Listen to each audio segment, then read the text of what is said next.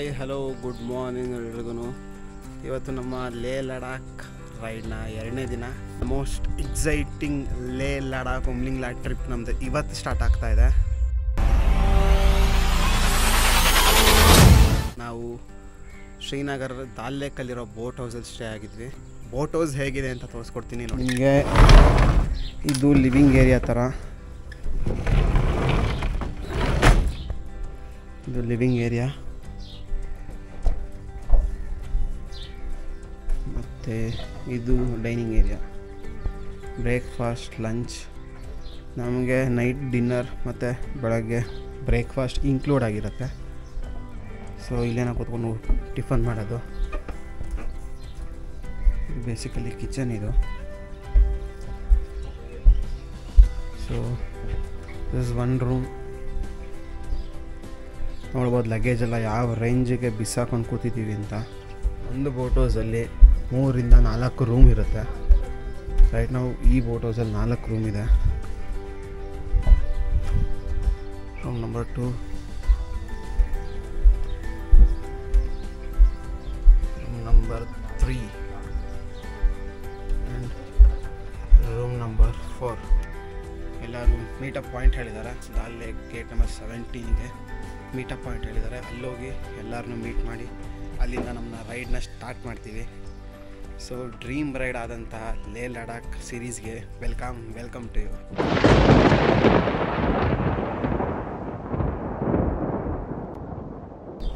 ನಮ್ಮ ಬ್ಯಾಗ್ಸ್ ಎಲ್ಲ ರೆಡಿಯಾಗಿದೆ. ಸೊ ಇವತ್ತಿನ ಟಿಫನ್ ಒಂದು ಪೋಹ, ಆಮ್ಲೆಟ್, ಬ್ರೆಡ್. ಇದೊಂದು ಜನ್ಮವೇ, ಎಂತಹ ದುರ್ವಿಧಿ ಇದೆಂತಹ.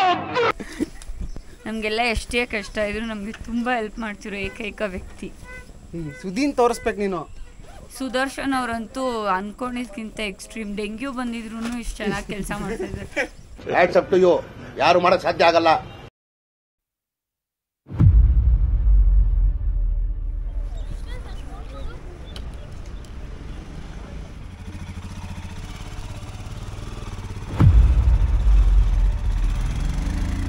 ಜಾಕೆಟ್ ಹಾಕ್ಕೊಳಕ್ಕೆ ಆಗ್ತಾ ಇಲ್ಲ, ಬಿಸಿ. But feeling good, exciting. ಅಲ್ಲೇಕಲ್ಲಿ ಮೀಟಪ್ ಆಯಿತು. ನಮ್ದೊಂದು ಗಾಡಿ ಬ್ಯಾಟ್ರಿ ಡೌನ್ ಆಗೋಯ್ತು. ಸೊ ಟೋ ಹೊಡೆದ್ಬಿಟ್ಟು ಸ್ಟಾರ್ಟ್ ಮಾಡ್ತಾರೆ ತಳ್ಳಿ. Guys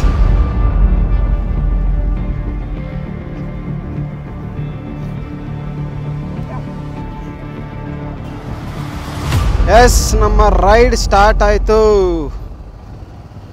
finally the dream destination ರೈಡ್ಗೆ ನಾವು ಹೋಗ್ತಾ ಇದ್ದೀವಿ. ಲೇ ಲಡಾಖ್ ಉಮ್ಲಿಂಗ್ಲಾ. ಸೊ ಎದುರುಗಡೆ ಕಾಣ್ತಾ ಇರೋದು ನಿಮಗೆ ದಾಲ್ ಲೇಕು. ನಮ್ಮ ಸರ್ಕ್ಯೂಟ್ ಬಂದು, ನಾವು ಸ್ಟಾರ್ಟ್ ಮಾಡ್ತಿರೋ ಸರ್ಕ್ಯೂಟ್ ಬಂದು basically Srinagar to Manali, Delhi. So most of the ಜನ ಎಲ್ಲರೂ ಡೆಲ್ಲಿಯಿಂದ ಶುರು ಮಾಡ್ತಾರೆ. ಬಟ್ ನಾವು ಉಲ್ಟಾ ಶುರು ಮಾಡ್ತಾಯಿದ್ದೀವಿ, Srinagar to Delhi. So first ನಮಗೆ ಇವಾಗ ನಾವು ಹೋಗ್ತಿರೋ ಜಾಗ ಬಂದು ಸೋನ್ಮಾರ್ಗ್, ಕಾರ್ಗಿಲ್, ದ್ರಾಸ್, ವಾರ್ ಮೆಮೋರಿಯಲ್ ನೋಡಿಕೊಂಡು ಝೋಲ್ಜಿಲಾ ಪಾಸ್ನ ಕವರ್ ಮಾಡಿಕೊಂಡು ನಾವು ಕಾರ್ಗಿಲ್ಗೆ ಹೋಗಿ ರೀಚ್ ಆಗ್ತೀವಿ ಇವತ್ತು. ಇದು ಆ್ಯಕ್ಚುಲಿ ಚೆನ್ನಾಗಿರೋ ಕನಸು ಅಂತಲೇ ಹೇಳ್ಬೋದು ಎಲ್ಲರದು. ಎಲ್ಲರ ಕನಸು, ನಮ್ಮ ಗ್ಯಾಂಗಿನ ಕನಸಿದು ಲೇ ಲಡಾಖ್ ಬೈ ಟ್ರಿಪ್ ಮಾಡಬೇಕು ಅಂತ. ಸೊ ಅದನ್ನು ಮಾಡ್ತಾಯಿದ್ದೀವಿ ಇವತ್ತು ನಾವು. I am really happy. ಯಾವ ಲೆವೆಲ್ಗೆ ಅಂತ ಅಂದರೆ, ಅಪ್ಪ, ದಾಲ್ ಲೇಕು ಕಾಶ್ಮೀರ್ಗೆ ಇದು ನಂದು ಹೊಸದಲ್ಲ. ಸೊ ಫಸ್ಟ್ ಟೈಮ್ ಬರ್ತಾ ಇರೋದಲ್ಲ ದಾಲ್ ಲೇಕ್ಗೆ, ಕಾಶ್ಮೀರ್ಗೆ ನಂದು ಸೆಕೆಂಡ್ ಟೈಮ್ ಇದು. ಫಸ್ಟ್ ಟೈಮ್ 3-4 ಇಯರ್ಸ್ ಬ್ಯಾಕ್ ಬಂದಿದ್ದೆ, ಜಸ್ಟ್ ಬಿಕಾಸ್ ಆಫ್ ಕಾಶ್ಮೀರಲ್ಲಿರೋವಂಥ ಜಾಗಗಳನ್ನ ನೋಡಿಕೊಂಡು ಸೋನ್ಮಾರ್ಗ್, ಪಹಲ್ಗಾವ್ ಇದುಗಳನ್ನ ನೋಡಿಕೊಂಡು ವಾಪಸ್ ಹೋಗಿದ್ದೆ. ಮೇಜರ್ಲಿ ಬಂದಿರೋದು ಇವಾಗ ಲಡಾಖಿಗೋಸ್ಕರ. ಶ್ರೀನಗರ್ ಸ್ಟಾರ್ಟ್ ಮಾಡಿ ಲಡಾಖ್ ಮುಗಿಸ್ಕೊಂಡು ಡೆಲ್ಲಿ ರೀಚ್ ಆಗ್ತಿದೆ. ಫೈನಲಿ ಹೊರಟ್ವಿ. ಈಗ ಫಸ್ಟ್ ಪಾಯಿಂಟ್ ಬಂದು ಪೆಟ್ರೋಲು, ಫ್ಯೂಲ್ದು. ಇಲ್ಲಿ ಶ್ರೀನಗರಿಂದ 10 ಕಿಲೋಮೀಟರ್ಸಲ್ಲಿ ದೂರದಲ್ಲಿ ಒಂದು ಪೆಟ್ರೋಲ್ ಬಂಕ್ ಇದೆ. ಅಲ್ಲಿ ನಾವು ಫಿಲ್ಲಿಂಗ್ ಮಾಡ್ಕೋತೀವಿ ಪೆಟ್ರೋಲ್ನ. ಇದು ಶ್ರೀನಗರದ ಲೋಕಲ್ ಬಸ್ಗಳಿದು. ನಮ್ಮದಲ್ಲೆಲ್ಲ BMTC ಹೇಗಿರುತ್ತೋ ಇಲ್ಲಿ ಆ ಬಸ್ ಹಾಗೆ. ಶ್ರೀನಗರ್ ಬಂದರೆ ನಿಮಗೆ ಪೊಲೀಸ್ಗಳು ಕಮ್ಮಿ ಕಾಣಿಸೋದು. ಈ ಥರ ಆರ್ಮಿಯವರೇ ಪೂರ್ತಿ ನಿಮಗೆ ರೋಡಲ್ಲೂ ನಿಂತಿರ್ತಾರೆ. ಬಟ್ ಈ ಸಲ ಸಿಕ್ಕಾಪಟ್ಟೆ ಬಿಸಿಲಿದೆ ಗುರು, ಯಪ್ಪ. ದಾಲ್ ಲೇಕಲ್ಲಿ ಫಸ್ಟ್ ಟೈಮ್ ಅಂತ 35 ತನಕ ಹೋಗಿರೋದು. ನಾವು ನಿಜ ಅಷ್ಟು ಎಕ್ಸ್ಪೆಕ್ಟ್ ಮಾಡಿರಲಿಲ್ಲ. ಚಳಿ ಇರುತ್ತೆ ಅಂದ್ಕೊಂಡು ನಾವು ಹೆವಿ ಜಾಕೆಟ್ಗಳು ಸ್ವೆಟ್ರ್ಗಳೆಲ್ಲ ತಂದುಬಿಟ್ಟಿದ್ವಿ. ಇವಾಗ ಅದನ್ನು ನೋಡಿದ್ರೆ ಅನಿಸ್ತಾ ಇದೆ ಯಾಕಾರ ತಂದ್ವೋ ಅಂತ. ಆ ಲೆವೆಲ್ಗೆ ಲಿಟ್ರಲಿ ಹೇಳ್ಬೇಕಂದ್ರೆ ರೈಡ್ ಮಾಡ್ತಿರೋದಕ್ಕೆ ಸ್ವಲ್ಪ ಗಾಳಿ ಬೀಸ್ತಾ ಇದೆ. ಜಾಕೆಟ್ಗಳನ್ನ ಹಾಕ್ಕೊಂಡು ಹಂಗೆ ನಿಂತ್ಬಿಟ್ರೆ ಮೈಯಿಂದ ಬೆವರು ಹಂಗೆ ಹಿಡ್ದೋಗ್ಬಿಡುತ್ತೆ, ಆ ಲೆವೆಲ್ಗಿದೆ. ಇದನ್ನೇ ನಾನು ಹೇಳಿದ್ದೀನಿ ನೋಡಿ, ಬಸ್ ನಂಬರ್ 11 ಶ್ರೀನಗರ ಲೋಕಲ್ ಬಸ್ಗಳಿದಲ್ಲ. ಇದು ಪೊಲೀಸ್ ಚೆಕ್ ಪೋಸ್ಟು. ಇಲ್ಲೇ ನೋಡ್ಬೋದು ಕಂಪ್ಲೀಟ್ ಆರ್ಮಿಯವರೆಲ್ಲರೂ ಚೆಕ್ ಮಾಡ್ತಾ ಇರ್ತಾರೆ. ಯಾವುದೇ ಗಾಡಿ ಬಂದರು, ಯಾವ ಗಾಡಿ ಒಳಗಡೆ ಹೋಯ್ತು, ಯಾವ ಗಾಡಿ ಒಳಗಡೆ ಬಂತು, ಕಂಪ್ಲೀಟಾಗಿ ಚೆಕ್ ಮಾಡ್ತಾರೆ. ಬೈಕ್ಸ್ನೂ ಬಿಡೋಲ್ಲ, ಆ ಲೆವೆಲ್ ಸ್ಟ್ರಿಕ್ಟು ಇಲ್ಲಂತೂ. ಲಾಲ್ ಲೇಕ್ ಬಂದು ಆ್ಯಕ್ಚುಲಿ ಸಿಕ್ಕಾಪಟ್ಟೆ ದೊಡ್ಡದು ಗುರು. ಅಪ್ಪ, ಈ ಕಡೆಯಿಂದ ಆ ಕಡೆ ತುದಿವರೆಗೂ ಅರ್ಧ ಶ್ರೀನಗರ ಪೂರ್ತಿ ಲಾಲ್ ಲೇಕೇ ಇದೆಪ್ಪ. ಇನ್ನು ಮಿಕ್ಕಿ ಸ್ವಲ್ಪ ಜಾಗ ಶ್ರೀನಗರ ಇರಬೇಕು, ಆ ಲೆವೆಲ್ಗಿದೆ. 99.26 ಇದೆ. ಇಲ್ಲಿಂದ ಸ್ಟಾರ್ಟ್ ಆಗುತ್ತೆ ರೋಡು ನಮ್ಮದು. ಇಲ್ಲಿಂದ ಸ್ಟಾರ್ಟ್ ಆದರೆ ನಾವು ಫಸ್ಟು ಸೋನ್ಮರ್ಗ್ ಹೋಗ್ತೀವಿ, ಅಲ್ಲಿಂದ ಲೇಗ್ ಹೋಗ್ತೀವಿ. ಸೊ ಇದು ಲೇ ಟು ಕಾಶ್ಮೀರ್ ಶ್ರೀನಗರ್ ಹೈವೇ ನೋಡೋದು. ಯಾಕೆ ರಶ್ ಇಲ್ಲಿ ಇಷ್ಟೊಂದು ಅಂತ ಅಂದರೆ, ಆ್ಯಂಡ್ ಚೆಕಿಂಗ್ ಕೂಡ ತುಂಬ ಆಗಿದೆ. ಯಾಕೆ ಅಂತ ಅಂದರೆ ಅಮರ್ನಾಥ್ ಯಾತ್ರೆ ಓಪನ್ ಆಗಿದೆ. ಎಸ್, ಅಮರ್ನಾಥಲ್ಲಿ ದರ್ಶನ ಓಪನ್ ಆಗಿದೆ. ಅಮರ್ನಾಥ್ಗೆ ಹೋಗಿ ಬರೋರು ತುಂಬ ಅಂದರೆ ತುಂಬ ಜನ ಇರ್ತಾರೆ. ಅಮರ್ನಾಥ್ ಕೂಡ ಸೀಸನಲ್ ಅದು, ಆದ್ದರಿಂದ ಈ ಸೀಸನಲ್ಲಿ ತುಂಬ ಟ್ರಾಫಿಕ್ ಇರುತ್ತೆ. ಆ್ಯಂಡ್ ರೀಸೆಂಟ್ ಇನ್ಸಿಡೆಂಟ್ ಬೇರೆ ನೀವು ನೋಡಿದ್ದೀರಾ, ಅಮರ್ನಾಥ್ಗೆ ಹೋಗೋ ಗಾಡಿ ಮೇಲೆ ಒಂದು ಟೆರರ್ ಅಟ್ಯಾಕ್ ಕೂಡ ಆಗಿತ್ತು. ಆದ್ದರಿಂದ ಸೆಕ್ಯೂರಿಟಿ ಮಾತ್ರ ತುಂಬ ಸ್ಟ್ರಿಕ್ಟ್ ಇದೆ. ಟ್ರಾಫಿಕ್ಕು ಮತ್ತು ಇದನ್ನೆಲ್ಲ ಕ್ಲಿಯರ್ ಮಾಡೋಕ್ಕೋಸ್ಕರ ಈ ಥರ ಮಾಡ್ತಾರೆ. ಒಂದು ಸಲ ಈ ಥರ ನೀವು ಹಾಕಿದ್ರೆ ಬ್ಯಾರಿಗೇಟ್ ಹಾಕಿರ್ತಾರೆ ನೋಡಿ, ಇಲ್ಲಿ ಈ ಥರ ಫೆನ್ಸಿಂಗ್ದು ಬ್ಯಾರಿಗೇಟ್ ಇದು ಹಾಕಿದ್ರೆ ಉದ್ದಕ್ಕೂ ಲೈನ್ ಗಾಡಿಗಳನ್ನ ನಿಲ್ಲಿಸ್ತಾರೆ. ಬಿಕಾಸ್ ಎರಡೂ ಕಡೆ ಬಿಟ್ಟು ಟ್ರಾಫಿಕ್ ಜಾಮ್ ಮಾಡಬಾರ್ದು ಅಂತ. ಸಮ್ಟೈಮ್ಸ್ ಏನಾಗುತ್ತೆ ಅಂದರೆ ಕಾನ್ವಾಯ್ಗಳು ಬರ್ತಾ ಇರುತ್ತೆ, ಅಂದರೆ ಆರ್ಮಿ ಅವ್ರದ್ದು ಕ್ಯಾಂಪ್ ಏನಿರುತ್ತೆ, ಸೊ ಅವರೊಂದು 7-8 ಗಾಡೀಲಿ ಬರ್ತಾ ಇರ್ತಾರೆ. ಪ್ರಿಯಾರಿಟಿ ಅವರು ಕೊಡಬೇಕು. ಆದ್ದರಿಂದ ಈ ಥರ ನಿಲ್ಲಿಸಿ ಗಾಡಿಗಳನ್ನ ಅವ್ರಿಗೆ ಟ್ರಾಫಿಕ್ ಕ್ಲಿಯರ್ ಮಾಡಿಕೊಡ್ತಾರೆ. ಝೀರೋ ಟ್ರಾಫಿಕ್ ಅಂತಾರಲ್ಲ ಆ ಥರ ಅವ್ರಿಗೆ ಟ್ರಾಫಿಕ್ ಕ್ಲಿಯರ್ ಮಾಡಿಕೊಡ್ತಾರೆ. ಅಲ್ಲಿವರೆಗೂ ಹೋಗೋವರೆಗೂ ನಾವು ವೆಯ್ಟ್ ಮಾಡಬೇಕಾಗತ್ತೆ.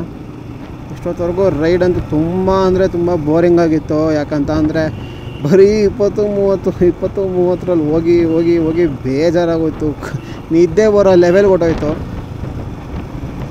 ಆದರೆ ಈಗಿಂದ ರೈಡ್ಸ್ ಸಕ್ಕತ್ ಇಂಟ್ರೆಸ್ಟಿಂಗ್ ಆಗಿರುತ್ತೆ, ಯಾಕಂದರೆ ರೋಡ್ಸ್ ಹಂಗಿರುತ್ತೆ. ಲಾಸ್ಟ್ ಟೈಮ್ ನಾವು ಸೋನ್ಮರ್ಗ್ ಹೋದಾಗ ಸಿಕ್ಕಾಪಟ್ಟೆ ಸ್ನೋಫಾಲ್ ಇತ್ತು, ಸಿಕ್ಕಾಪಟ್ಟೆ ಸ್ನೋಫಾಲ್ ಆಗಿತ್ತು. ನಾವು ಹೋದಾಗ ಆಗಿರಲಿಲ್ಲ, ಬಟ್ ನಾವು ಹೋಗೋಕ್ಕಿಂತ ಮುಂಚೆನೇ ಸಿಕ್ಕಾಪಟ್ಟೆ ಸ್ನೋಫಾಲ್ ಆಗೋಗಿತ್ತು.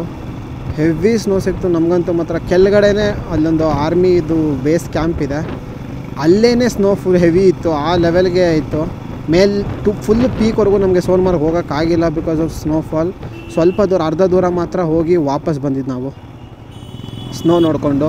ಬಟ್ ನೀವು ಇಲ್ಲಿ ನೋಡ್ಬೋದು, ಲೇ 395, ಕಾರ್ಗಿಲ್ 169, ನಮ್ಮ ಟಾರ್ಗೆಟ್ ಅದಿರೋದು 169, ಸೋನ್ಮರ್ಗ್ 50. ಇನ್ನು 50 ಕಿಲೋಮೀಟ್ರಿಗೂ ತನಕ. ಇವಾಗ ಟೈಮ್ ಗೊತ್ತಿಲ್ಲ ನನಗೆ, ಟೈಮ್ ಎಷ್ಟಾಗಿದೆ ಅಂತ. ಬಟ್ ಲಂಚ್ಗೆ ಅಂತ ನಾವು ಪ್ಲ್ಯಾನ್ ಮಾಡ್ಕೊಂಡಿರೋದು ಸೋನ್ಮರ್ಗ್. ನಾನು ಹೇಳಿದ್ನಲ್ಲ ನಿಲ್ಲಿಸ್ತಾರೆ ಈ ಥರ ಅಂತ. ಸೊ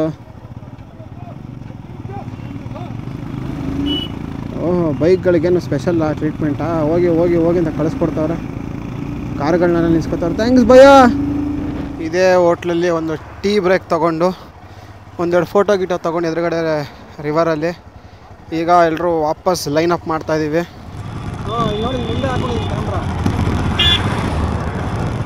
ಸೊ ಲಾಸ್ಟ್ ಟೈಮು ಇದೇ ಜಾಗದಲ್ಲಿ ಇದೇ ದಾರಿಲಿ ಹೋಗಬೇಕಾದ್ರೆ ಬಸ್ ಒಳಗಡೆ ಕೂತಿದ್ವಿ. ನಾನು ಫ್ರಂಟ್ ಡ್ರೈವರ್ ಪಕ್ಕದಲ್ಲಿ ಕ್ಯಾಬಿನಲ್ಲಿ ಕೂತ್ಕೊಂಡು ವಿಡಿಯೋ ಮಾಡ್ತಾ ನೋಡ್ತಾ ಇದ್ದೆ.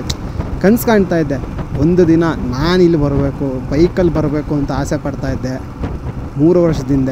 ಆ ದಿನ ಈಗ ಬಂದಿದೆ, ಈಗ ಈಡೇರಿದೆ. ಆ ಕನಸು ಇವತ್ತು ನನಸಾಗಿದೆ.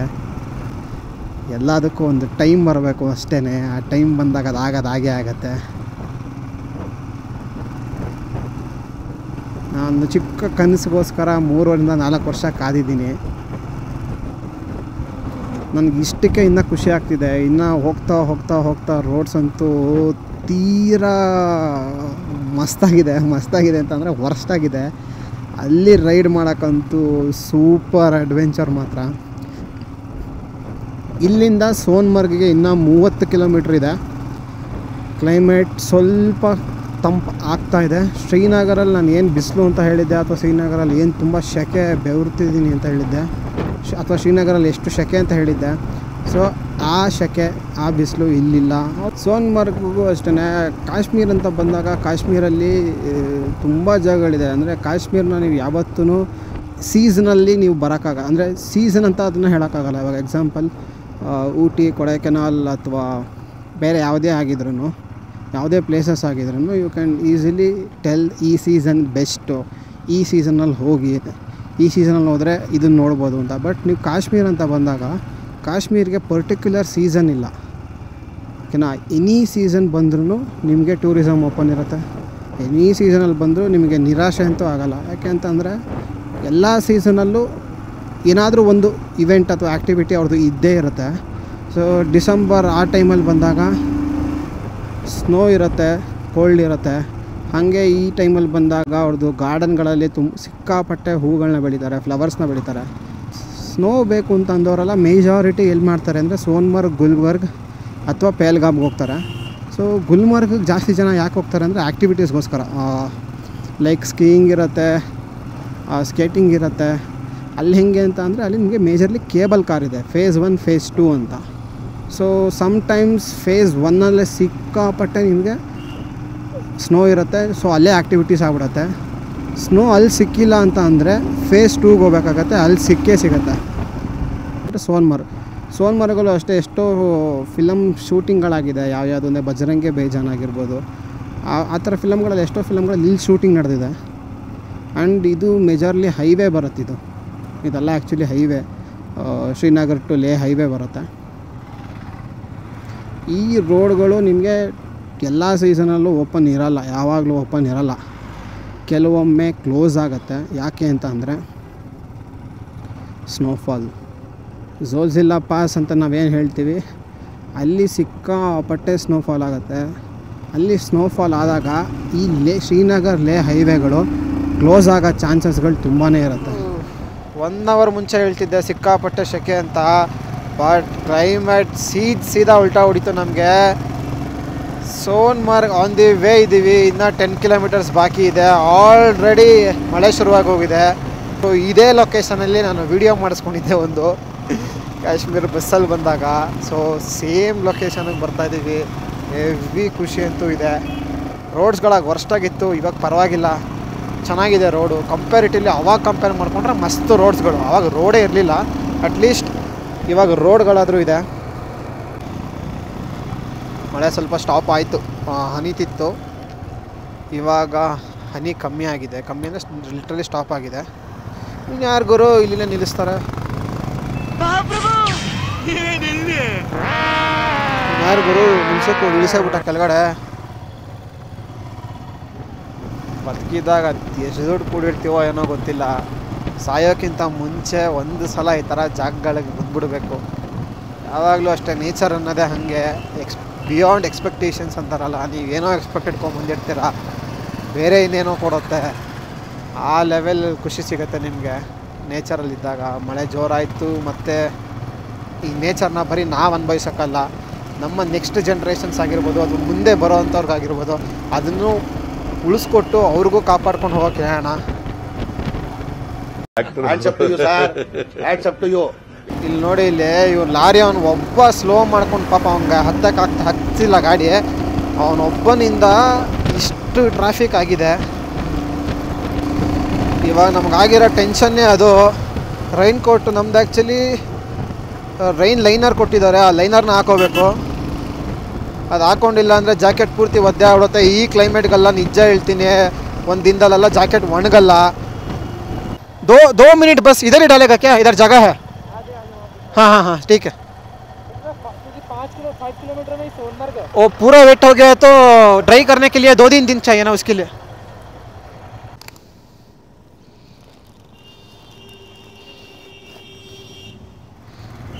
गुरु वेलकम टू सोनमर्ग. ಮೇಜರ್ಲಿ ಏನು ಪ್ರಾಬ್ಲಮ್ ಅಂತ ಅಂದರೆ ಮಳೆಗೆ ಸಿಕ್ಕಾಪಟ್ಟೆ ಚಳಿ ಹೊಡಿತಾ ಇದೆ. ಅದು ಬಿಟ್ಟರೆ ವೆದರ್ ಪರ್ಫೆಕ್ಟ್. ಲಾಸ್ಟ್ ಟೈಮ್ ನಾವಿಲ್ಲಿ ಬಂದಾಗಂತೂ ಪೂರ್ತಿ ಅಂದರೆ ಪೂರ್ತಿ ಇದು ಸ್ನೋ ತುಂಬ್ಕೊಂಡ್ಬಿಟ್ಟಿತ್ತು. ಈಗ ಒಂದು ಚೂರು ಸ್ನೋ ಇಲ್ಲ because off season. Zojila tunnel project dream of nation coming true. ಓ ಯೋ ಅಲ್ಲಿ ನೋಡ್ಗುರು ಫಸ್ಟ್ ಸ್ನೋ ಸೈಟ್ ನಮಗೆ. ಯಪ್ಪ ಪೀಕ್ಗಳಲ್ಲಿದೆ, ಕೆಳಗಡೆ ಸ್ನೋ ಇಲ್ಲ. ನಾವು ಲಾಸ್ಟ್ ಟೈಮ್ ಬಂದಾಗ ಇಲ್ಲೆಲ್ಲ ಫುಲ್ಲು ಸ್ನೋ ಬಿಡುಗರು. ಇಲ್ಲೆಲ್ಲ ಸ್ನೋ ಫುಲ್ ತುಂಬ್ಕೊಂಬಿಡಿತ್ತು, ಇಲ್ಲೇ ತುಂಬ್ಕೊಂಡಿತ್ತು. ಅಲ್ಲಿ ಮೇಲ್ ತನಕ ನೋಡೋದು ಬೇಡ, ಇಲ್ಲೇ ತುಂಬ್ಕೊಂಬಿಡಿತ್ತು ಸ್ನೋ. ಆ ಲೆವೆಲ್ಗಿತ್ತು. ಮಳೆ ಬದಲು ಹಂಗೆ ಒಂದು ಸ್ನೋಫಾಲ್ ಆಗಿಬಿಟ್ಟಿದ್ರೆ. ಓಯ್ ಇದ್ಯಾರು ಗುರು ರಿವರ್ ಸೈಡೆಲ್ಲ ಕ್ಯಾಂಪಿಂಗ್ ಮಾಡ್ತಾಯಿದ್ದಾರೆ. ಅಲ್ಲಿ ನೋಡಿದ್ರೆ ನಿಮಗೆ ಗೊತ್ತಾಗುತ್ತೆ ರಿವರ್ ಸೈಡ್ ಕ್ಯಾಂಪ್ ಮಾಡಿರೋದು. ಸಕ್ಕದಾಗಿದೆ ಕ್ಯಾಂಪಿಂಗ್ ಸ್ಪಾಟ್. ನೈಟ್ ಅಲೋ ಇದೆಯೋ ಇಲ್ವೋ ಗೊತ್ತಿಲ್ಲ, ಡೇ ಟೈಮ್ ಅಂತೂ ಬಿಡ್ತಾ ಇದ್ದಾರೆ. ಅಪ್ಪ ಯಾವುದೋ ಗ್ರಾಫಿಕ್ಸ್ ನೋಡ್ದಂಗಿದೆ, ಗ್ರಾಫಿಕ್ಸಲ್ಲಿ ಮೂವಿ ಗ್ರಾಫಿಕ್ಸಲ್ಲಿ ಮಾಡಿರ್ತಾರಲ್ಲ ಹಂಗೆ ನೋಡ್ದಂಗಿದೆ ಗುರು. Sonmarg Indian army welcomes you. ನಾವು ಬಾಡಿಗೆ ಸ್ವಲ್ಪ ಊಟ ಹಾಕ್ಕೊಂಡು ಎನರ್ಜಿ ಪಡ್ಕೊಳ್ಳೋಣ. ನಮ್ಮ ಕ್ಯಾಮ್ರಾಗೂ ಅಷ್ಟೇ ಬ್ಯಾಟ್ರಿ ಲೋ ಇದೆ, ಅದನ್ನು ಚಾರ್ಜ್ ಮಾಡಿಬಿಡೋಣ. ಶೆಕೆ ಅಂತಿದ್ರು, ಇವಾಗ ಬಿಸ್ರಿ ಎಲ್ಲ.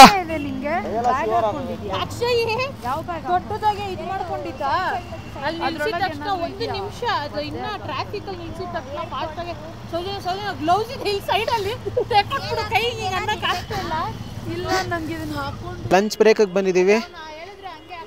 ಲಂಚ್ ಮುಗಿಸ್ಕೊಂಡು ವಾಪಸ್ ಟ್ರಾವೆಲ್ ಶುರು ಮಾಡ್ತೀವಿ. ಊಟ ಆಯಿತು ನಮ್ಮೆಲ್ಲರದು. ಗಾಡಿಗೂ ಬಾಡಿಗೂ ಒಂದು ರೆಸ್ಟ್ ಕೊಟ್ಟು ಊಟ ತಿಂದ್ವಿ. ಅದೇ ಸೇಮ್ ರೋಟಿ, ದಾಲ್, ರೈಸು. ಬೇರೆ ಏನಾದ್ರು ಸೌತ್ ಇಂಡಿಯನ್ ತಿಂತೀರಾ ಅಂತ ಅಂದರೆ ಪಕ್ಕ ನಿಮ್ಮ ಹೆಲ್ತ್ ಹಾಳಾಗೋಗುತ್ತೆ, ಆ ಲೆವೆಲ್ಗಿರುತ್ತೆ ಊಟ. ಸೊ ಅವ್ರು ಏನು ಕೊಡ್ತಾರೋ ಅದನ್ನು ತಿನ್ಬಿಡೋದು ಬೆಸ್ಟು. ವ್ಯೂ ಸಕ್ಕದಾಗಿದೆ ಇಲ್ಲಿ. ಈಗ ನಾವು ಸೋನ್ಮಾರ್ಗ್ನ ಮುಗಿಸ್ಕೊಂಡು ಮುಂದಕ್ಕೆ ಬರ್ತಾಯಿದ್ದೀವಿ. ಇಲ್ಲೇ ನೀವೇ ನೋಡ್ಬೋದು ಸಿಕ್ಕಾಪಟ್ಟೆ ಟ್ರಾಫಿಕ್ ಇದೆ. ಸೊ ಇಲ್ಲಿ ಅಮರ್ನಾಥ್ಗೆ ಹೋಗುವಂಥ ದಾರಿ ಕೂಡ ಇದೆ, ಆದ್ದರಿಂದ ಸಿಕ್ಕಾಪಟ್ಟೆ ಟ್ರಾಫಿಕ್ ಇದೆ. ಸೊ ಇಷ್ಟೋ ತನಕ ಮಳೆ ಹೊಡಿತಾ ಇತ್ತು, ಈಗ ಸ್ವಲ್ಪ ಬಿಸಿಲು ಬಂದಿದೆ. ನಾವೆಲ್ಲ ಪೂರ್ತಿ ರೈನ್ ಗೇರ್ಸ್ ಎಲ್ಲ ಹಾಕ್ಕೊಂಡು ಮೇಲೆ ಬಿಸಿಲು ಬಂದಿದೆ. ಈಗ ಹೆಂಗಿರುತ್ತೆ ಅಂದರೆ ಆ್ಯಕ್ಚುಯಲ್ ರೋಡ್ಸ್ ಬಂದು ನಾವು ಇವಾಗ ಸೋನ್ಮಾರ್ಗ್ ಮುಗೀತು, ಇನ್ನು 20 ಕಿಲೋಮೀಟರ್ಸ್ಗೆ ನಮಗೆ ಝೋಲ್ಜಿಲ್ಲಾ ಪಾಸ್ ಸಿಗುತ್ತೆ. Zojila pass is also called as 0 point where snow. Zojila pass ಸಿಗುತ್ತೆ. Zojila pass is known for 0 point. ಅಂದರೆ 0 ಪಾಯಿಂಟ್ ಅಂದರೆ ವೇರ್ ಸ್ನೋ ನೆವರ್ ಮೆಲ್ಟ್ಸ್ ಅಂತ. ನಾನು ಗೊತ್ತಿಲ್ಲ. ಸೊ ಹೋಪಿಂಗ್ ಸ್ನೋ ಅಲ್ಲಿ ನಮಗೆ ಸಿಗುತ್ತೆ ನೋಡಲಿಕ್ಕೆ ಅಂತ. ಇಲ್ಲಿ ನಮಗೆ ಸ್ನೋ ಸಿಕ್ಕಿಲ್ಲ. ರೈಟ್ ನಾವು ಸೋನ್ಮಾರ್ಗ್ 14th ಆಫ್ ಜುಲೈ ಇವತ್ತಿಗೆ ಇಲ್ಲಿ ನಮಗೆ ಸ್ನೋ ಸಿಕ್ಕಿಲ್ಲ ನೋಡಲಿಕ್ಕೆ. ಹೋಪ್ಸು ನಮಗೆ ಝೋಲ್ಜಿಲ್ಲಾದಲ್ಲಿ ಖಂಡಿತ ಸಿಗುತ್ತೆ. ಈಗ ಝೋಲ್ಜಿಲ್ಲಾ ಮೇಲೆ ಹತ್ತಕ್ಕೆ ಸ್ಟಾರ್ಟ್ ಮಾಡ್ತೀವಿ ನಾವು. ಸೊ ಮತ್ತೆ ಹತ್ತದ ಮೇಲೆ ಮತ್ತೆ ಇನ್ಕ್ಲೈನ್ ಆದಮೇಲೆ 7 ಕಿಲೋಮೀಟರ್ಸ್ ನಮಗೆ ಇನ್ಕ್ಲೈನ್ ಇರುತ್ತೆ ಮೊದಲು. ಹತ್ತದ ಮೇಲೆ ನಮಗೆ ಝೋಲ್ಜಿಲ್ಲಾ ಪಾಸ್ ಸಿಗುತ್ತೆ. ಅದಾದಮೇಲೆ ಮತ್ತೆ ಡಿಕ್ಲೈನ್, ಮತ್ತೆ ಕೆಳಗಡೆ ಇಳಿತೀವಿ. ನಂತರ ದ್ರಾಸ್ ಸಿಗುತ್ತೆ, ನಂತರ ಕಾರ್ಗಿಲ್ ಸಿಗೋದು. ಈಗ ನಮ್ಮ ಪಯಣ ಬಂದು ಟುವರ್ಡ್ಸ್ ಝೋಲ್ಜಿಲ್ಲಾ ಪಾಸ್. ಝೋಲ್ಜಿಲ್ಲಾ ಪಾಸ್ ರೋಡ್ ಕೂಡ ತುಂಬ ಈಸಿ ಇಲ್ಲ, ತುಂಬ ಟಫ್ ಆಗಿದೆ. ಓಹೋ ಇಲ್ಲಿ ಗುರು ಕುದುರೆ ರೇಸೇ ಆಡ್ತವ್ರೆ. ಹಾಂ ಲೋಕಲ್ ಹೆಡ್ಸ್ಗಳು, ಇದೇ ಖುಷಿ. ಇಲ್ಲೆಲ್ಲ ಸ್ನೋ ಬಿದ್ದಾಗಂತೂ ಸಕ್ಕತ್ತಾಗಿದೆ. Zojila tunnel project work in progress. ಈ ಥರ ಮೇಜರ್ ಚಿಕ್ಕ ಪುಟ್ಟ ಕರುಗಳೆಲ್ಲ ನಾವು ಓವರ್ಟೇಕ್ ಮಾಡಬಾರ್ದು, ಅಲ್ಲೇ ಹುಷಾರಾಗಿರಬೇಕು. ನಮಗೆ ವಿಸಿಬಿಲಿಟಿ ಇದ್ದಾಗ ಮಾತ್ರ ಓವರ್ಟೇಕ್ ಮಾಡಬೇಕು. ನೋಡೋಣ ಟ್ರೈ ಮಾಡೋಣ ಅನ್ನೋ ಥರದಲ್ಲೆಲ್ಲ ರಿಸ್ಕ್ ತೊಗೋಬಾರ್ದು. ಸಾಕಾದಾಗಿದೆ ಜಾಗ, ಕ್ಲೈಮೇಟು. ಲಿಟ್ರಲಿ ಅನ್ಕೋತಾ ಇದ್ದೆ ನಾನು, ಈ ಜುಲೈಯಲ್ಲಿ ಎಲ್ಲೂ ಮಾನ್ಸೂನ್ ರೈಡ್ ಆಗಲಿಲ್ವಲ್ಲ. ಪ್ರತಿ ವರ್ಷ ಜುಲೈ ಟೈಮಲ್ಲಿ ನಾನು ನನ್ನ ಟೀಮ್ ಟ್ರಾವೆಲ್ ಕ್ರೂ ಎಲ್ಲಾದರೂ ಒಂದು ಕಡೆ ನಾವು ಮಾನ್ಸೂನ್ ರೈಡ್ನ ಮಾಡ್ತೀವಿ. ಬಟ್ ಈ ವರ್ಷ ಆಗಿರಲಿಲ್ಲ. ಓನ್ಲಿ ಬಿಕಾಸ್ ಹೌದು ಲಡಾಖ್ ಪ್ಲ್ಯಾನ್ ಇತ್ತು ಅಂತ ಎಲ್ಲರಿಗೂ ಗೊತ್ತಿದ್ದರಿಂದ ರಿಸ್ಕ್ ತೊಗೊಳೋದು ಬೇಡ, ಲಡಾಖ್ ಮುಂಚೆನೇ ಒಂದು ಮಾನ್ಸೂನ್ ರೈಡೆಲ್ಲ ಬೇಡ ಅಂದ್ಕೊಂಡಿದ್ವಿ. ಬಟ್ ಈ ಲಡಾಖಲ್ಲಿ ಎಲ್ಲ ಥರ ರೈಡು ಆಗ್ತಾಯಿದೆ. ಮಾನ್ಸೂನ್ ರೈಡ್ ಕಂಪ್ಲೀಟೆಡ್ ಅಲ್ಲ, ಈಗ ಶುರುವಾಗಿದೆ ಅಷ್ಟೇ. ಇದು ಅಭಿ ಪಿಕ್ಚರ್ ಬಾಕಿ ಹೇ. ಇಲ್ಲಿ ನೋಡ್ಬೋದು ದ್ರಾಸ್ 58 ಕಿಲೋಮೀಟರ್ಸ್, ಕಾರ್ಗಿಲ್ 115. ನಮ್ಮದು ಸ್ಟೇ ಇವತ್ತು 115. 115 ಕಿಲೋಮೀಟರ್ಸ್ ಹೋದ್ಮೇಲೆ ನಮ್ಮ ಸ್ಟೇ ಸಿಗೋದು. ಇನ್ನೂ 115 ಕಿಲೋಮೀಟರ್ಸ್ ಬಾಕಿ ಇದೆ. ನಿಮಗೆಲ್ಲ ಕಾಣಿಸ್ತಿದೆಯಾ ಫಾಗು ಇಲ್ವೋ ನಿಜ ನನಗೆ ಗೊತ್ತಿಲ್ಲ. ನನಗಂತೂ ಸ್ವರ್ಗದಲ್ಲಿ ರೈಡ್ ಮಾಡ್ತಿರೋ ಥರ ಫೀಲು. ಏನು ಗುರು ಇದು, ಸ್ವರ್ಗ ಥರ ಅಲ್ಲ, ಸ್ವರ್ಗನೇ ಗುರು.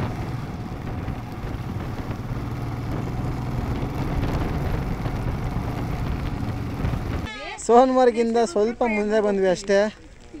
ರೋಡ್ ಬ್ಲಾಕ್ ಆಗಿಬಿಟ್ಟಿದೆ. ನೋಡಿ ಹೆಂಗಿದೆ ಟ್ರಾಫಿಕ್ ಇಲ್ಲಿ ತುಂಬ ಮಳೆ ಬರ್ತಾ ಇದೆ. ಯಾವುದೋ ಮಿನಿಸ್ಟ್ರು ಬರ್ತಿದ್ದಾರಂತೆ, ಆದ್ದರಿಂದ 30 ನಿಮಿಷ ಟ್ರಾಫಿಕ್ ನಿಲ್ಲಿಸ್ಬಿಟ್ಟಿದ್ದಾರೆ. ನಾವಿಲ್ಲಿ ಮಳೇಲಿ ಈ ಥರ ಫುಲ್ಲು ಒದ್ದೆ ಆಗಿ ತೊಪ್ಪೆ ಆಗ್ತಿದ್ವಿ. Welcome to monsoon ride 2024 July.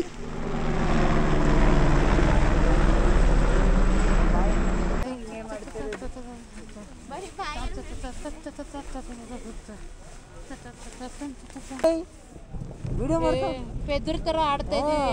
ಆಮೇಲೆ ಹುಚ್ಚರು ಅಂತ ಕೆಳಗಡೆ ಸ್ಟೇಟಸ್ ಅಲ್ಲೂ ಮಾಡು ಸಕ್ಕದಾಗೈತೆ.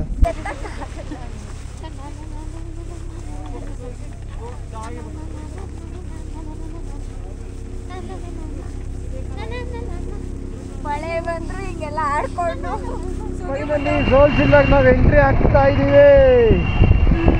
ರೋಡ್ಸ್ಗಳು ನೋಡ್ಬೋದು ಯಾವ ಲೆವೆಲ್ ಖರಾಬ್ ಆಗಿದೆ ಅಂತ.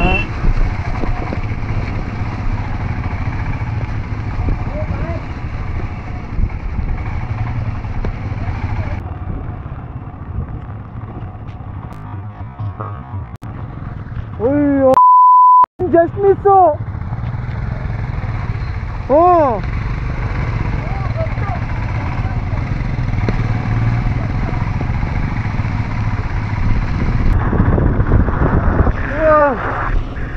ಫೈನಲಿ ರೇಟ್ ಝೋಜಿಲ್ಲಾ. Finally Zojila pass.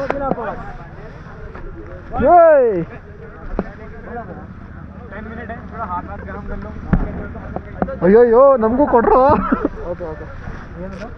ಅಕ್ಷಯ್ ಬಿಸಿ ಮಾಡ್ಕೊಂಡು ಬಿಚ್ಚೋ ಆಗ್ತಲ್ಲ ನಂಗೆ. ಇದು ಪಕ್ಕನ ಕೈ ಒಂದ್ ನಿಮಿಷ ಬಿಟ್ಟೆ ಮೇಲೆ ಹಿಂಗೆ ಎತ್ತಕ್ಕೆ ಆಗ್ತಾ ಇಲ್ಲ ನನ್ನ ಕೈಯಲ್ಲಿ.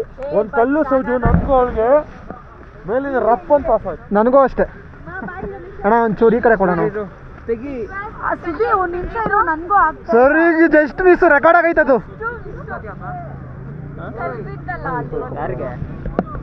ಅಕ್ಷಯ್ ಇದು ಗ್ಲೌಸ್ ಬಿಚ್ಬಿಡಿ.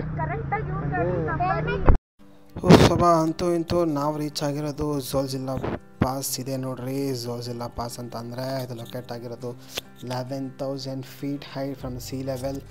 ಇದು ಮೇಜರ್ ಪಾಸು ನಮಗೆ ಶ್ರೀನಗರಿಂದ ಕಾರ್ಗಿಲ್ಗೆ ಹೋಗ್ಬೇಕಾದ್ರೆ. ಆ್ಯಕ್ಚುಲಿ ಇದನ್ನು 0 ಪಾಯಿಂಟ್ ಅಂತ ಕೂಡ ಕರೀತಾರೆ. 0 ಪಾಯಿಂಟ್ ಅಂದರೆ ವೇ ಸ್ನೋ ನೆವರ್ ಮೆಲ್ಟ್ಸ್. ಆದರೆ ಸ್ನೋನೇ ಇಲ್ಲ ನಮಗೆ. ನಮ್ಮ ಕೈಗಳೆಲ್ಲ ಊಷ್ಟಾಗಿ ಹೋಗಿದೆ ಬಿಕಾಸ್ ಆಫ್ ಚಳಿ ಮಳೆ ಎರಡೂ ಒಟ್ಟಿಗೆ ಹೊಡೆದ್ಬಿಟ್ಟಿದೆ. ಕೈಗಳಂತೂ ನಮ್ಮದೆಲ್ಲ ಮರಗೊಟ್ಟೋಗಿದೆ, ಸೆನ್ಸೇಷನ್ನೇ ಇಲ್ಲ. ಆ ಪಾರ್ಟಿ ಹೋಗ್ಬಿಟ್ಟಿದೆ. ಈಗಲೇ ಹಿಂದಿನ ವೀಡಿಯೋದಲ್ಲಿ ನೋಡಿದ್ರೆ ನೀವು. ಇದು ಝೋಜಿಲ್ಲಾ ಪಾಸ್ ಆಗಿರೋದ್ರಿಂದ 11,000 feet ಅಂದರೆ ನಮ್ಮ ರೈಡಿಂಗ್ನ ಮೊದಲನೇ ದಿನ. ಆದ್ದರಿಂದ ನಾವು ಜಾಸ್ತಿ ಹೊತ್ತು ಇಂಥ ಹೈ ಪಾಸಸ್ಗಳಲ್ಲಿ ನಿಂತ್ಕೊಳ್ಳೋಂಗಿಲ್ಲ, ಯಾಕಂದರೆ ಹೆಲ್ತ್ ಹಾಳಾಗುತ್ತೆ. ಆದ್ದರಿಂದ 10 ರಿಂದ 15 ನಿಮಿಷ ಅಷ್ಟೇ ನಾವು ಬ್ರೇಕ್ ತೊಗೊಂಡಿದ್ದು. ಸ್ನೇಹಿತರೆ ಇಲ್ಲಿ ನೋಡಿ ನಮ್ಮ ಗ್ಲೌಸಿನ ಕತೆಗಳನ್ನ. ಯಾವ ಪಾರ್ಟಿನೇ ಒದ್ದೆ ಆಗೋಗಿದೆ ಅಂತಂದರೆ ನಮ್ಮ ಕೈಯಲ್ಲಿ ನಮ್ಮ ಗ್ಲೌಸ್ಗಳನ್ನೇ ತೆಕ್ಕೊಳ್ಳೋಕ್ಕಾಗ್ತಾಯಿಲ್ಲ, ಆ ಲೆವೆಲ್ಗೆ ಆಗಿಬಿಟ್ಟಿದೆ. ಇನ್ನೊಬ್ಬರು ಸಹಾಯ ತೊಗೊಂಡು ಗ್ಲೌಸ್ ಹಿಡಿತಾ ಇದ್ದೀವಿ. ಇಲ್ಲಿ ನೋಡಿ ಇಲ್ಲಿ ಬಟ್ಟೆ ಹಿಂಡ್ತಾ ಇದ್ದೀನಿ. ಅಯ್ಯೋ ಇದನ್ನ ಯಾವುದೋ ಒಗ್ದಿರೋ ಬಟ್ಟೆ ಅಂದ್ಕೊಬೇಡಿ. ನಾವು ರೈಡ್ ಮಾಡ್ಬೇಕಾದ್ರೆ ನಮ್ಮ ಗ್ಲೌಸು ಇಷ್ಟು ಒದ್ದೆ ಆಗಿತ್ತು. ನಾವು ಈಗ ದ್ರಾಸಕ್ಕೆ ಬಂದು ರೀಚ್ ಆಗಿ ಒದ್ದೆ ಆಗಿರೋ ಬಟ್ಟೆಗಳನ್ನೆಲ್ಲ ಹಿಂಡ್ತಾ ಇದ್ದೀವಿ. ನಾವು ಹರವಾಕಕ್ಕೆ ಜಾಗ ಸಿಗದೆ ನಮ್ಮ ಗಾಡಿಗಳ ಮೇಲೆ ಹರವಾಗ್ತಾ ಇದ್ದೀವಿ. ಯಾರೂ ಏನು ಎತ್ಕೊಳ್ಳಲ್ಲ, ನಮ್ಮ ಗಾಡಿ ಮೇಲಲ್ವಾ, ಅಲ್ಲಿ ಸೇಫಾಗಿರುತ್ತೆ. ಈಗ ನಾವು ದ್ರಾಸಲ್ಲಿರುವಂಥ ಕಾರ್ಗಿಲ್ ವಾರ್ ಮೆಮೋರಿಯಲ್ಗೆ ಎಂಟ್ರಿ ಕೊಡ್ತಾ ಇದ್ದೀವಿ. ಸ್ನೇಹಿತರೆ ಇವಾಗ ನೀವು ನೋಡ್ತಾ ಇರೋದು 1999ರಲ್ಲಿ ನಡೆದಂಥ ಕಾರ್ಗಿಲ್ ವಾರಲ್ಲಿ ಯೂಸ್ ಮಾಡಿದಂತಹ ಎಕ್ವಿಪ್ಮೆಂಟ್ಸ್ಗಳು. ಯಾವ್ಯಾವ ಬಂದೂಕಾಗಿರ್ಬೋದು, ಪಿಸ್ತೂಲ್ ಆಗಿರ್ಬೋದು, ಗನ್ಗಳಾಗಿರ್ಬೋದು, ಅಥವಾ ಬೇರೆ ಯಾವುದೇ ಥರದ ಬಾಂಬ್ಗಳಾಗಿರ್ಬೋದು, ಏನೇನು ಯೂಸ್ ಮಾಡಿದ್ರು ಅದು ಎಲ್ಲವೂ ಇಲ್ಲಿ ಶೋ ಪೀಸ್ ಆಗಿ ಇಟ್ಟಿದ್ದಾರೆ. ಇಲ್ಲಿ ನಾವು ಆ ಮಿಸೈಲ್ಸ್ಗಳನ್ನಾಗಿರ್ಬೋದು, ಮಿಷಿನ್ಗಳನ್ನಾಗಿರ್ಬೋದು ಇಲ್ಲಿ ನಾವು ನೋಡ್ಬೋದು.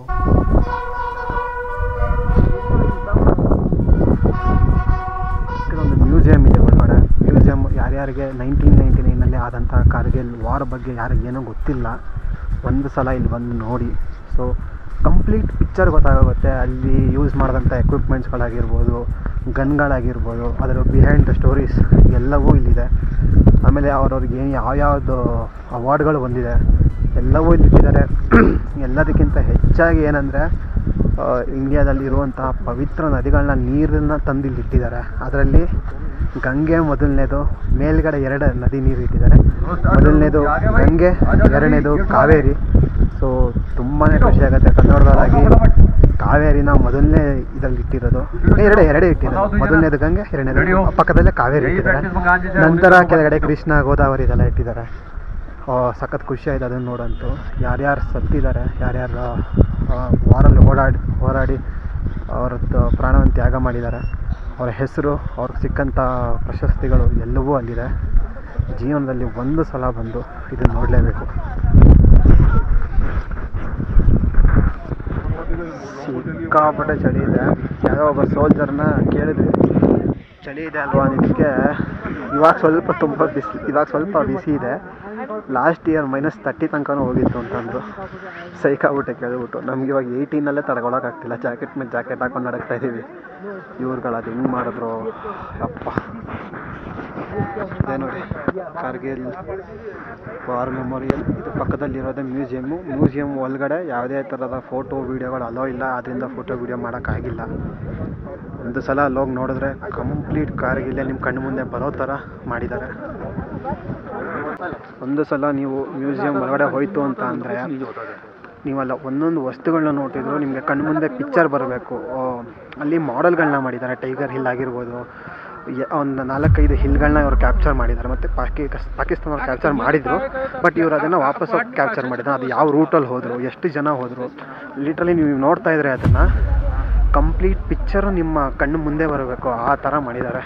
ಸಕ್ಕತ್ತಾಗಿದೆ.